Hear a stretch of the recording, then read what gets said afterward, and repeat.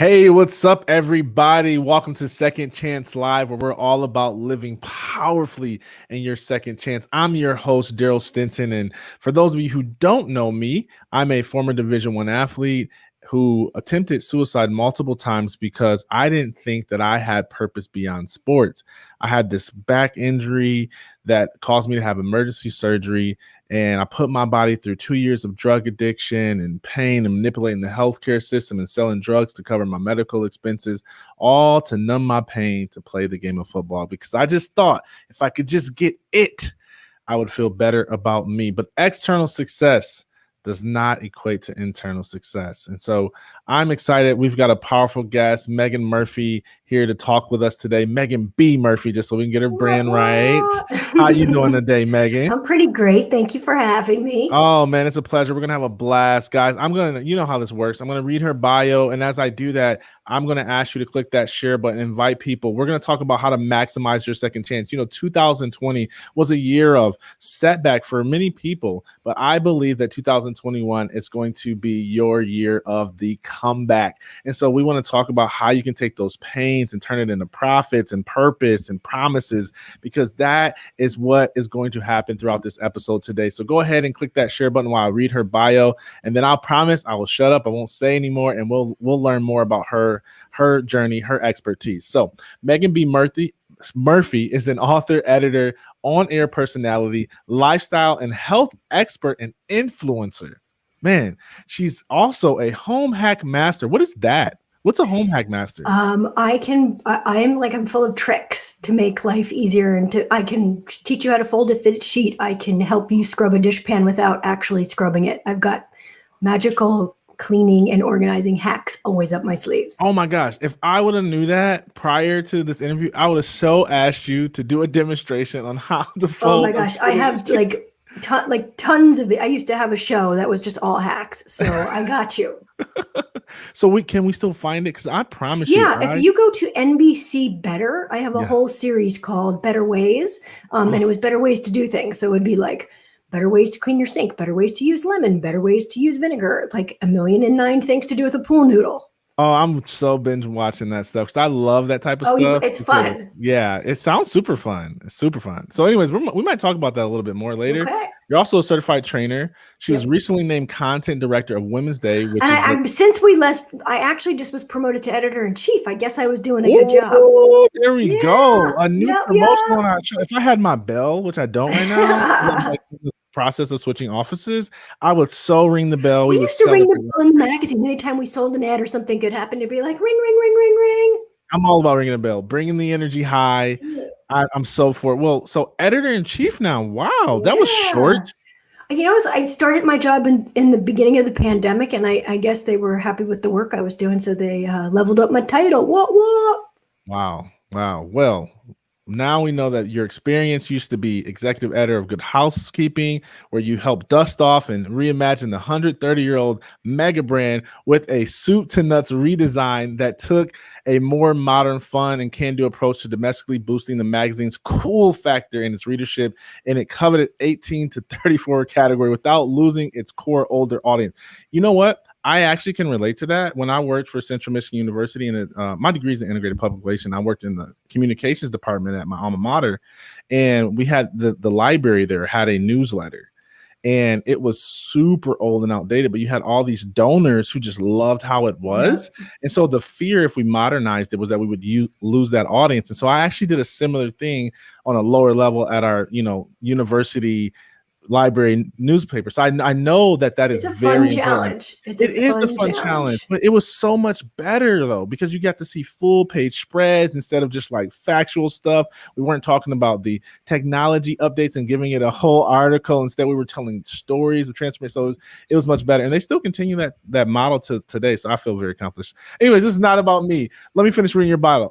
Along with guiding Women's Day creative vision, which reaches 18 million readers each month, Meaghan also develops develops strategic partnerships across all platforms and conceives of new ways to generate revenue and promotes WD in the media as a regular guest expert on Live with Kelly and Ryan, Today, GMA, The Dr. Oz Show, and many more. Additionally, she's been featured on many radio shows and podcasts, including this one, and she co-hosted conversations with Maria, Sirius XM, Fashion Weekly, The Daily Front Row. I mean, this girl is everything. She is a Jersey native, a Jersey girl. You know, it's funny. Our last guest was from Jersey too, and she married her younger brother's best friend. You know, when I read that, I had to read it twice because I was like, she married her younger brother. Like, I'm not reading that, and I was like, oh, her younger brother best friend, Pat, and together they live in Westfield with their Irish triplets. How cool is that? In Labradoodle, they're not actually triplets. We call them Irish triplets because they're all 15 months apart. So I have a 10-year-old, an 8-year-old, and a 7-year-old. But they're so close together that they call them Irish triplets. Bummer. I was so happy. Do you know my favorite dog is a Labradoodle? Oh, my Dempsey. I love my Dempsey. So will you bring her on screen before the end of the show? You know what? We'll see. He's so chill and loud, but sometimes he breaks down the door. So you never know. You could easily get Zoom bombed by him. Okay, just at the end, just so I can get my Labradoodle fixed because we have not got ours yet because I just don't want to take care of the dog. I mean, but the love is kind of so unconditional. There's nothing like a good puppy love. I know. All right, I'm done yakking. Meaghan, tell us what. Well, the biggest thing we didn't mention is my new book is coming out February 23rd. Your Fully Charged Life. This is what I'm pumped about. Yes. And I'm pumped. I'm going to order it. Matter of fact, it's available for pre-order right now. Am I correct? If you pre-order it now, you'll have it on February 23rd. It hits stores on February 23rd. So excited. So talk about what was it like authoring a book? Well, it's interesting because I've been a magazine journalist for like 20 plus years. And I always knew I had a book in me. And I just felt sort of called, like this book was my purpose. And a lot of things led to the writing of it. But I worked for, I feel like I've been working on it for 20 years, but I've probably been working on it for about 3 years from the time I signed with an agent, worked on the proposal, shopped the proposal, sold the proposal, and wrote the book. I finished the book at the early days of the pandemic while I was homeschooling 3 kids and had just taken the new job at Women's Day, which was pretty surreal. But yeah, so it's called Your Fully Charged Life, and it's a radically simple approach to having endless energy and filling every day with yay. And it sort of looks at the different areas of your life and gives tips and tricks and strategies to operate at full battery in all of those things. So whether it's the health charge, how to protect your sleep and move your body to feel better, the positive charge, how to retrain your brain to more automatically see the positive. The love charge, how important the relationships are, not just with your spouse or your mother-in-law, but like the cashier at the grocery store, and how all of those relationships and interactions have the power to power you forward and boost your happiness. It looks at the extra charge, how important it is to like celebrate every day, have a favorite color, dress up to feel up. And then the recharge chapter is really about resilience. And I think something that you'll really relate to. I've had some crap life experiences that were sort of the springboard for my success and changed the way I saw the world. And I call them gifts, and I'm grateful for that adversity. I love it. And I actually would like to learn a little bit more about, the thought process that went into, this is what I want to write a book about. Because I know that, It's fascinating to hear those stories of how it conceptualized. For me, it was sort of the thing that I say to people is like, what do people come to you for? What does everybody ask you for? What is it like? For me, it was people were like, oh, I just want to harness your positive energy. How can I bottle your positive energy? I wish I could have that secret sauce. And I was like, well, listen, I trained to live this way, and I can't mainline my vein and like drain my secret juju, but I can write a book about it and share that. And that's sort of found that was my purpose. That's what people came to me for. That's what people wanted from me. And I think that's what we all need to kind of, that's the moment of self-reflection. Yeah. What do people ask of me? What do they come to me for? Because that's the passion and purpose. That's where it comes from. And so it wasn't like I had to do it. I just knew I had to do this book. It was in me. It was my mission. Like I know clearly what my legacy is, and I want my legacy to be one of leaving positive energy Mm. and doing happy. And so there was no choice for this. I also had lost my father 5 years ago, and to pancreatic cancer very suddenly. And through his death, which I consider a gift, I kind of undertook something that I call Operation Good Grief, which was a mission to find some good and some positive in every day and document it. So Mm. I would take a picture of something that didn't suck and post it on Instagram with the hashtag Operation Good Grief. And I kept that up for 2 years. And I Wow. sort of created a bit of a community around it of people who were also going through hard times, suffering, like going through loss. And we sort of became a community of grief mentors for each other and helped each other get through it. And in that process, I really knew that the book is dedicated to Pop, my cardinal, and it was 100%. This book is for him. I wanted him to see that, like, I could move through that and I could move through anything. Mm. My inherent disposition is negativity. Like, I'm a nickname was grumpy as a kid. I was kind of a miserable pain in the ass. I had some crap life experiences. I was an anorexic in my teen years with my best friend. And she subsequently died jumping out of a car on the way to be hospitalized with me. And so that was a pretty traumatic experience for a 16-year-old. I went through Oh my treatment God. and I got help. I ultimately wrote an essay about it, which earned me a $10,000 college scholarship. And I wound up being on a TV show, and I wound up getting a magazine article. So from that really bad situation, a lot of good things happened. Mm. Subsequently, her family also tried to sue me for talking about it, and obviously they didn't get very far because it was true and she had been Mhm. deceased. But that was hard. So kind of moving through all of that also gave me strength. But it wasn't until my 20s where I sort of had like an awakening that, like, I don't have to live this way. I don't have to be miserable. I can find the A in every day and sort of change the way I move through the world. And I better start doing that, or it's going to Mm. be a long life. Mm. Wow. I mean, you covered a lot, and I'm curious to, talk about that tension of being sued or attacked by someone who you were close with, right? Well, it was a very, I mean, I was like 17 and I'm getting, or 18 at that point, getting served papers in my college dorm. And it was at one point I had, her parents' blessing, like, yes, tell the story, talk about it, let's save other people from going through such a terrible thing. And then the next breath, it was like, you can't talk, we're going to sue you for talking about it. It was very confusing. Mm. And I already felt so much guilt and so much blame surrounding her death. So that it was hard. It was really, really hard. I feel great now as a 45-year-old mother of three that feels like someone else's life. It's nice that I'm so far removed from it and Right. so far beyond it. Right. But it also taught me that I can do hard things. I can get through hard things, that I will be okay. And I'm certainly stronger for it. And it really did kind of, from that crap experience, my whole career was born, really, because I wrote about it. Mm. I love it. You're phenomenal for that. I know a lot of people who've been through less and they can't forgive and move on, and they're still stuck at that last place of pain, but you've been able to pull yourself up, find the positive, and become who you are. I want to get into the book material, but first I want to ask about life in the media.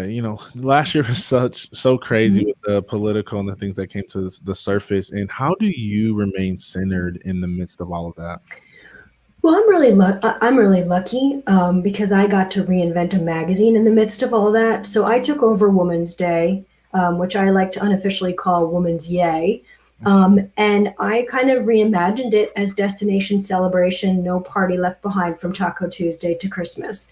I basically said, let's make a magazine that is a joyful escape for people. Mm. Because I think finding the good, finding reasons to celebrate, Mm. getting excited about things is not frivolous, it's necessary, Mm. right? So we have made this just really joyful, fun magazine that celebrates all people, every race, every religion, every disability, age, you name it. And it's a celebration of people. We have a whole section called Finding Joy, where we celebrated military heroes, we celebrated teachers, we celebrated people who did amazingly fun things during the pandemic to get through it. A woman who ran around the neighborhood in a unicorn costume on her 40th birthday because, you know what, she couldn't have a party.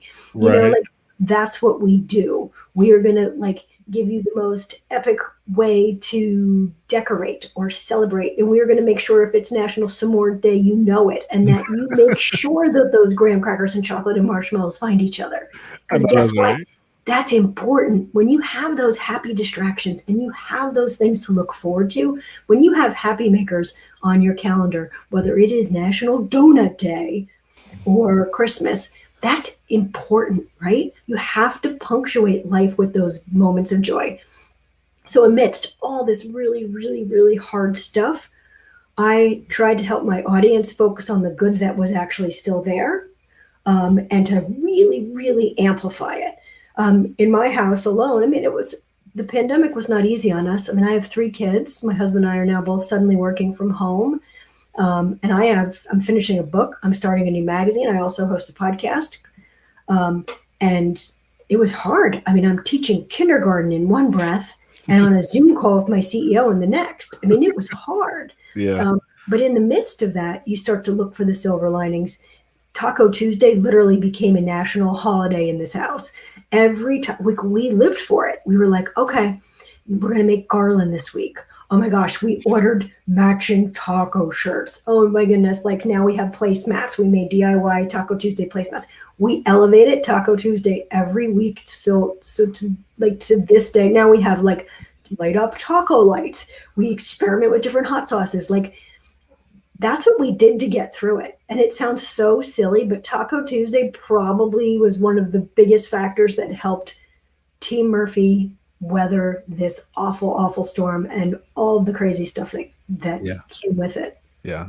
Man, I get it. You got to find something, right? You got to switch I it up. You do. got to build memories, and I applaud you for that. You know, one of the things that I'm stuck on, which is why I'm kind of stuttering, is I'm fascinated not just by what people achieve and do, but how they think. And I'm curious, like let us into your thought process of when you're looking at this magazine and you're like, man, I wanna recreate it. I wanna freshen it up. I wanna make it something that's never been before while honoring the past history. Like what are you looking at? What are you seeing? What is your thought process behind your creativity? So a lot of times, so first I'm always trying to solve a problem, right? Like, I figure if I have the problem, someone else has the problem. So let's solve the problem. And very much when I was looking at Women's Day, it was like, you know what the problem is right now? Life is scary and it is hard, and the news cycle is abominable. And I want to crawl in a hole and die, so everybody else must too. So let's be the antidote to that. I Let's love be it. the antidote to that. Oh, And that's that's good. really what I set out to do. I said to my team, who I've never met in person because we had to do this all via Zoom. I mean, I took the job. I left Good Housekeeping and went to Women's Day and never even cleaned out my Good Housekeeping office. That's how crazy it was. I took the job at the very high, like March 12th, probably the last day I was ever in the city was when I took the job. So I've never even met my team in person. But when we fun filter everything, I basically say, like, if you can put it through the fun filter, do it. Right? Like, if that's not fun, fun filter it. Like, let's add a knock knock joke to the front door decor story. Let's have a talking air fryer cartoon. Let's make the heart health story like the most fun illustration. Let's make a otherwise potentially like scary or serious topic. Let's find the light in it so that people can digest it and actually use the information because there's a fun factor. Mm. I love it. I love the term fun filter. I'm gonna steal that from you. Yeah, do it. It's my whole team. I'm like, no, fun filter that. And they know what I mean now. Like, Yeah. it'll come back. I'm like, oh, now it's fun filtered. Okay. Yeah. Talk about being a female leader in today's time. I know that everyone's experience is different. So I don't want to assume that you had a tough go at Mhm. it or that people, didn't give you opportunities because they didn't take you seriously. But I'm a father of three girls, and I'm always fascinated to learn about women finding their voice and carving out their path. So would love to learn from you in that regard. I feel that I'm lucky because I am in sort of a female dominated industry. Most magazine editor in chiefs are female. And it is a kind of a female dominated space. I've never felt less than as a woman. Um, I do think millennials probably sometimes roll their eyes at me. I do sometimes feel like the old lady in the room at this point. Um, but I'm confident in my abilities, and my confidence has always carried me. Mhm. Mm. What do you feel sets you apart from other people? Positive energy. Mm. I think here's the thing, like if you do something with enthusiasm and joy, it's contagious. And maybe it's not the best thing or the right thing, but if you do it with enthusiasm and joy and passion, that can be so contagious. Like if I'm trying to sell you an idea and I'm so excited, like you're gonna love the idea too. I know you are, because I'm gonna be so convincing in my enthusiasm. And I think that is my secret sauce. Like I get excited. I'm not afraid to get excited. Mm. And when I do, I'm pretty sure I can get you excited too. I love it. I love the confidence in that, and I agree. Because to me, you can't have that energy if you don't have the right attitude. And it starts with what you've been describing about just finding the fun in the chaos and finding the good and the bad. And it's almost like I love it because it's almost like your life forced you to do that, or else you probably wouldn't have made it through. And now you're kind of giving that to others through your book, through your magazine, through your leadership, and I love it. Let's get into the book a little bit more. Sure. Talk about what's what's your intention? Like, fast forward a year from now and it's New York Times bestseller and everyone has it and they're all talking about it and tagging you on Instagram and social media. What's your intention a year from now? I'm uh, I'm not a big intention setter. I live with so much passion that I don't really worry about tomorrow. I'm very present. Mhm. Um, but my dream is that there's one tip, one trick, one strategy in this book that will make somebody's tomorrow more awesome. Mm. Like I've lived this. I've used myself as a guinea pig over the past 20 years as a service journalist, and I know these strategies work and they're not BS. Like my whole thing as a service journalist is like if I wouldn't actually do that, then no one else would either, and don't tell me to do that. I don't care what science says if it doesn't have real world application. So Mm. what I think what the magic of this book is that because I've interviewed every PhD, every expert, written endless articles over the history of my career, and I know what actually works because I've tested on myself, tested it on my readers. At Self Magazine, I was the fitness director. Um, and the deputy editor for 9 years, and I ran a program called the Self Challenge, which was really about helping people get strong mind, body, and soul. Mm. And from coaching those hundreds of thousands of women, I really understood what was BS and what was a real life strategy. And so I think a lot of what is kind of awesome about this book is that it's stuff that actually works. Mm. And like some stuff, hey, like, and if something makes you roll your eyes, roll your eyes. But then the next tip might be the one. And all Right. you need is one or two tricks or tips from this book to be happier tomorrow. I Yeah. mean, if it's so fun for me. Like when people who know me from my childhood see me now, they're like, "It is so crazy to me that you have transformed into this person." And the Mhm. people who know me only from now are like, "That's impossible. There's no way you were that human." Yeah. Um, and I think both are an incredible compliment because I've absolutely trained to live this way. This is not we all have a very strong negativity bias and an inclination toward the negative. Mine's stronger than most, but I've absolutely flipped the switch and I do not live that way anymore. And this is a much nicer way to live. I I agree. promise you that. I so agree. I so agree. It is a much, much nicer way to live. I'm just thinking like attracts like, and I actually went through that same thing in my writing process because I was so insecure about my ability to write that I felt like I needed to lean on research to validate my insecurity so they'll buy into the research more than they bought into me and my story. And I enrolled in the master level research class in order to like get all this research around athlete transition. And I'm reading this and I'm like, none of this would have helped me as an athlete. Exactly. And I'm still just stressing out, and I can't remember who said this to me, and I quote this all the time on podcasts and stuff, and I never give the person credit. So whoever you are, if you hear me quote this, please tell me it's you because this was so transformative in my life. And this person said to me, Daryl, why do you feel that you need to do all this research? And I said, well, because I want people to really buy into it, and I feel like I gotta have that.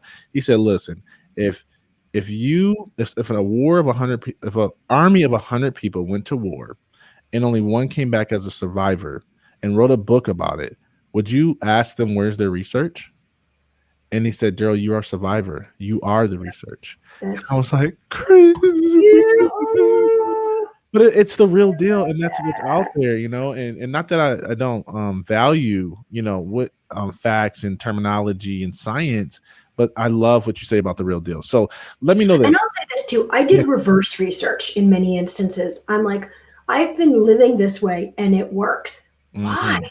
Yes. Why the hell does this work so well? Yeah. And then I backed it up with science because I also didn't want it to be like, this is what Meaghan Murphy thinks. It was a lot. It was sort of a combination of like, I've been trying this trick and it works. Yay, science. And like, I've been doing this and it works. Why science?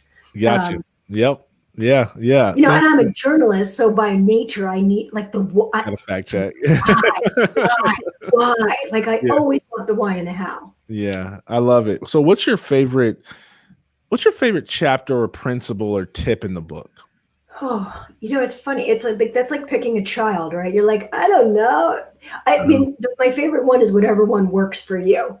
Oh, that's cheating. That is cheating. I think something that came from the book that's in the book is the yay list. And I think it's something that works for many people. And I even have a standalone Instagram now called the yay list. So I was talking about when my father passed and I started Operation Good Grief, which was documenting something positive. And literally in the beginning was something that didn't suck every day, whether it was like, my pink glasses or foam on a latte, whatever it was, and using that hashtag Operation Good Grief. Kept that up for about 2 years. And ultimately, as I moved through the grief, I sort of transitioned from calling it Operation Good Grief to finding the yay. And then I began to make what I called a yay list and asked myself the question, what made you say yay today versus what didn't suck? And I sort of talk about it's sort of almost like a gratitude journal 2.0, because again, some of those, like, yes, writing in a gratitude journal is a great idea. It doesn't work for me. It feels like homework, like I don't do it. I do it like I'm grateful for, and I could do that for like a hot second and it doesn't work. But having a gratitude practice is magical. And like, if you can journal, awesome, didn't work for me. So creating a yay list, asking my family, what made you say yay today at dinner table or before bed, documenting on it on the yay list Instagram for me, like that is a magical exercise of appreciation that helps me see the power of awe and be awed and inspired by things around me. And I think it's a really easy exercise for anyone to adopt. It's just to stop in any day and just say, what made me say yay today? Like, what was something that stuck out for me? What was it? Like, was there like a great TV show? Did we have the most amazing dinner? Like, what was that one thing? Because when you start to focus on that one great thing every day, the great things start to come to the surface more easily and more quickly. And you begin to just see them and experience them more often. I love it. And one thing that's coming to mind right now is I have two questions about this. So number one, how can people add more yay to their day? And then number two, like, do you think it's more of being intentional or is it developing an awareness to the yay in your days? I'm curious. What's your thoughts? It's developing an awareness, right? Like stopping to, there's that old cliche, stop and smell the roses. Like, what does that really mean? Right? Like, how do you appreciate the world around you? And sometimes it's so simple as like, okay, I have to walk to the ATM machine. I'm going to walk on the opposite side of the street today to see what I notice. Like, how does the world look different from a different vantage point? Like, Right. we go through life on this autopilot where we stop seeing and we stop appreciating. Like, if you start to look at the world through the eyes of a child, where like, like they're fat. Like today, there was ice on the car window, and I'm scraping it, and my 8-year-old is like, "Oh my gosh, mom, can I try? Can I hold the scraper? Can I scrape some of that ice off the window?" You know what? Like, we all need to be like slightly entranced by something as weirdly magical as ice on a windshield, right? Like, if you just take a hot second and be like, wait, ice on a windshield, and putting his little hand in the scraper glove, he was like, this is so cool. And it just like wakes you up in that second. Like, when you begin to just have a little bit of that childlike wonder, like appreciate things just for a hot second, instead of being like ice on the windshield, right? Like, how does the 8-year-old approach that? I get to scrape ice on a windshield, right?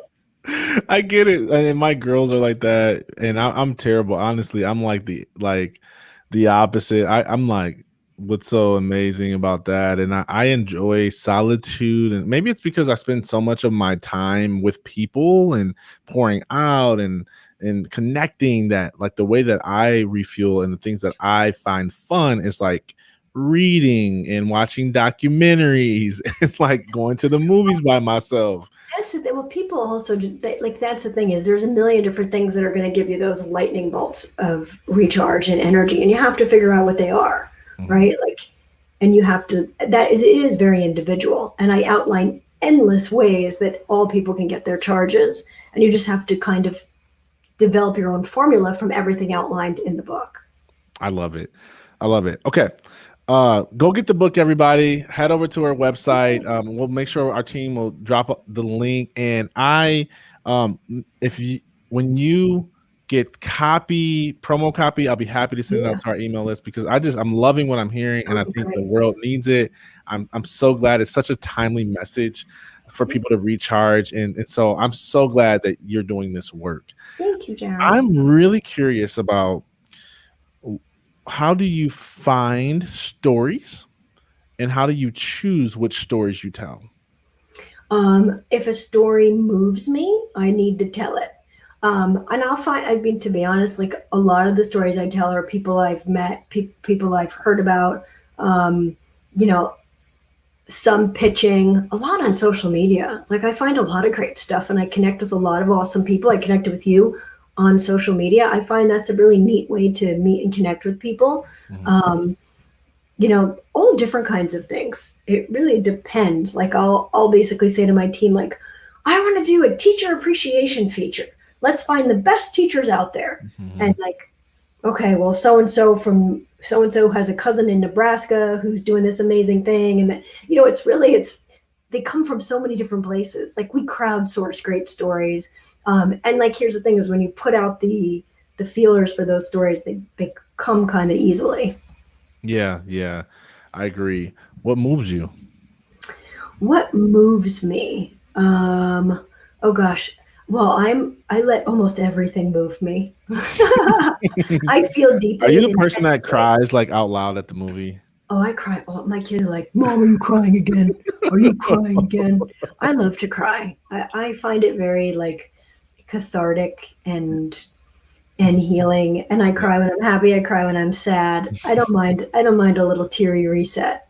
But I feel everything, and I feel deeply, and I feel it with no embarrassment. Wow. Do you think it's what you've been through that helps you to be that way? Because I'm the same way. I guess so. I mean, what I say in life is, like, I just don't hide my feelings in any way or thoughts in any way, because I feel like when you broadcast where you're at and what you're going through, you attract other people that will ultimately help you and be there for you. I tell this story all the time. I was at Orange Theory running on a treadmill, and I was hysterically crying. I had just found out my father had stage 4 pancreatic cancer. Exercise is part of my medicine, my happy pill. So the first thing I do is go to an Orange Theory class, but I'm on the treadmill hysterically crying. And the woman next to me, who I didn't know, was like, "Are you okay? Like, what's going on?" And I'm like, "My dad has pancreatic cancer." And she was like, oh my goodness, my dad died of pancreatic cancer 10 years ago. Like, I'm here for you.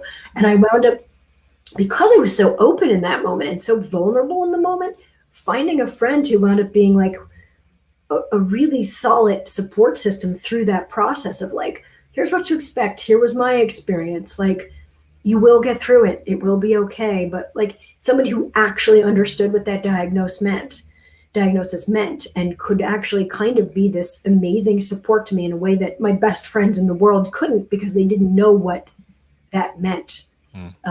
But that was all a product of being open and vulnerable. Every time I'm vulnerable and every time I'm open, good things happen.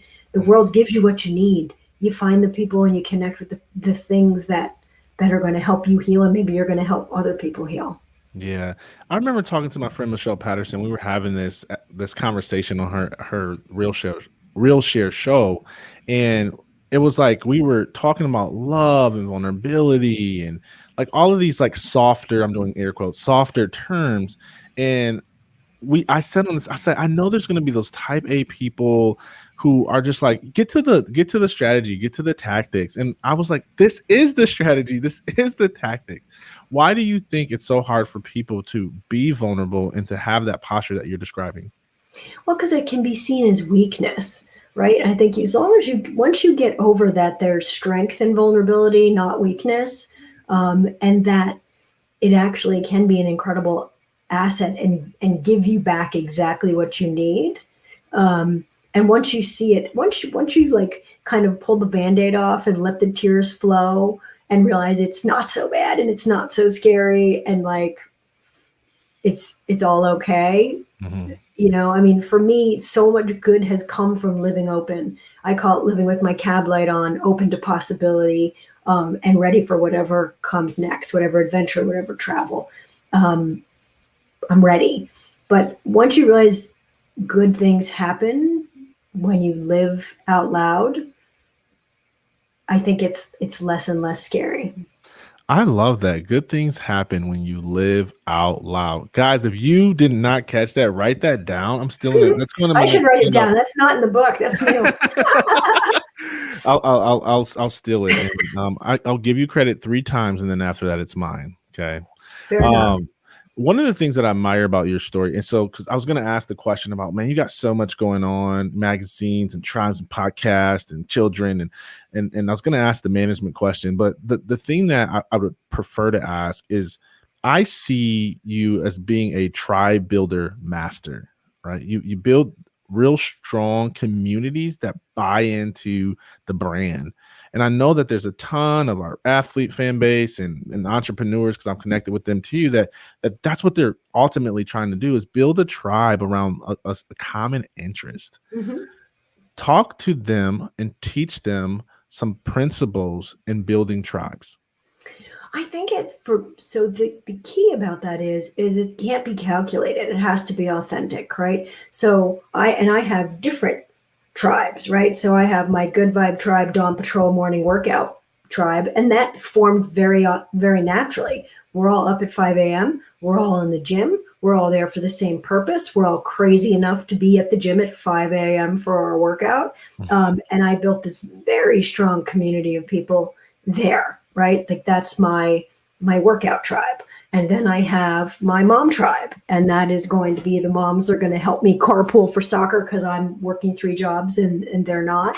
And they're going to remind me that the PTO dues were there and I didn't pay them, or that there's a bake sale on Sunday that no one told me about. Like I have that mom tribe that I lean on.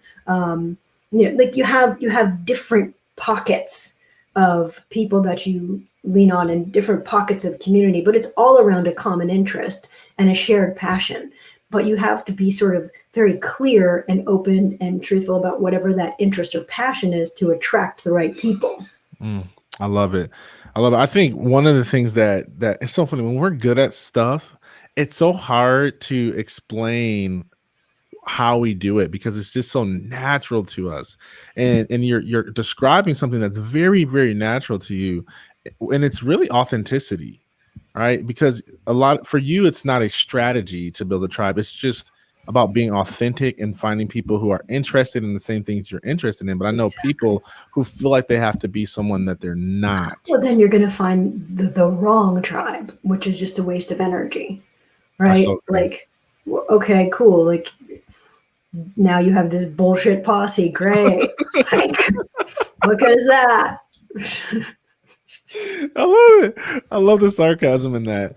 I want to begin to land this plane, and this has been phenomenal. By the way, thank you so much for your time. Thank You you. know, I always like to leave with a kind of a heartfelt question and then something positive. So we're going to do that for our last two questions. So my heartfelt question for you today is, what do you want to be remembered for?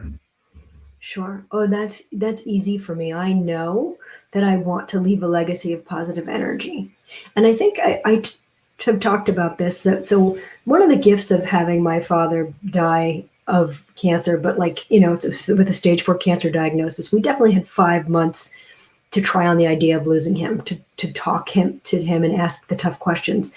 And I got to say, what do you want your legacy to be? Like, how do you want to be remembered? And from that moment on, I knew I had to ask that same question of myself, and I needed to start living that way. Right. So it was like, okay, I need to really, really think about how I want to be remembered, because tomorrow's not guaranteed. So I better be living right now. Right, like I need to Yeah. be living my legacy right now. And that was absolutely the moment where I knew I had to write this book. I knew that my purpose on this planet is to help people live with positive energy. Mhm. I love it. What did you admire most about your father? He was really funny and he was really good at puns. And he encouraged my creativity endlessly. I would make these like stupid cards called mega cards, and it was like my ripoff of Hallmark. And he would like ooh and ah over them. And like when I started, I was a cub reporter at the Star Ledger in New Jersey. He framed every newspaper article I ever wrote. I mean, and my first one was about an exterminator who I called the Sultan of SWAT, but he was framed in the basement. So my biggest thing was my father was my biggest cheerleader, and he encouraged my creativity and a passion. And I think probably instilled my confidence in my work. Because he was always like, "Oh my gosh, that was amazing! That was I framed it in the basement. There's collage it. Good job, good job, good job." Um, and after he passed, my best friend knew. Like after I was on the Today Show or any show, he'd be like, "Best segment ever. You should be the host. You did a great job." So now my best friend calls me, Heather, love you, calls me after my TV appearances and like, you should have been the host. Great, best job ever. You were awesome. Like she does that for me, because the thing is, we need those cheerleaders in life, We right? do. Because Yeah. like that instilled a level of confidence and can do in me that like I really thought I could do and can do anything, because I Mhm. always had this cheerleader. I mean, that was the hardest thing about his loss. Wow. You Aside from the fact that, damn it, my kids are cheated out of a grandfather. I know, I know. That sucks. That's challenging. You know, I've never met your father, but I see him in you, Oh, thank you. and it's amazing. It's amazing. I know he's a great man. So let's end on a positive note. Ah, That's my jam. what I don't know. I was thinking like, how can someone find their fun? Like, how can someone find their fun? Like, I don't know. Leave us with something positive or something fun. It's open ended. Well, okay, it's Friday, so here's your assignment. It's Okay. pizza fry, yay, and you need to eat pizza tonight. Pizza fry, Yeah, yay. it's Okay. Friday. So pizza So, night. so the fun today is pizza night. Deal. I'll make it Okay, homemade. We'll make a whole deal with the but girls. you got So to say fry, yay, pizza fry, yay. I don't know if I can hit that note. I'll sing it in tenor though. Do it. Friday. Okay, we got Yes, that. We got that. All right, we're gonna do that with our family and our cute little girls, and we're gonna tag you on Instagram just to take up on the challenge. And by the way, I love if it. you're watching this in the replay and it's still Friday, do it. You got to eat pizza tonight and make it fun. Make it Or fun. if it's Wednesday, make it wing it Wednesday. If it's Tuesday, get out those tacos. We can make up a run for every day of the week. Okay, there's always an excuse to have fun. Man, this has been amazing. If someone is like, I just love that lady's energy, I want to buy your book, I want to do everything, where can they connect with you? Well, I'm on Instagram at Meaghan B Murphy, Meaghan B Murphy, and there's a link in my bio to buy the book. But it's available pre-order right now wherever books are sold, on Amazon. I always say hit up your local mom and pop shop. I love bookstores and would love to send the business to local bookstores as much as Amazon. Yay, Amazon! I don't want to bite the hand that feeds me, but I love a local bookstore. I'm with you. I got you. I got you. Thank you. Make sure you guys go buy the book. We're buying the book, and I'm so excited. So again, thank you for your time today. This has been amazing, guys. You already know, like, show her some love in the comments. Make sure you go order the book. Thank you for tuning in today. I want to make sure that we invite you to join us again at 3 p.m. Eastern Standard Time. Today, I'm interviewing Brian Pruitt, who's a motivational speaker. He's a former All-American athlete. He's not better than I was. I'm just kidding. He actually played with my father, which is like so cool. And he's a beast. He still looks like he plays. And he's like, I don't know, probably like going close to 50 now. And he's still in amazing shape. But he has this organization called Power of Dad. And it's all about like solving the fatherlessness issue in our country.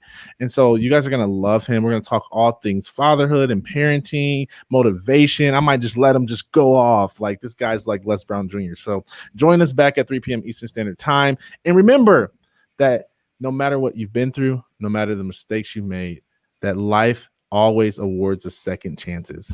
And second chances exist so we can finish strong. Finish strong, my friends.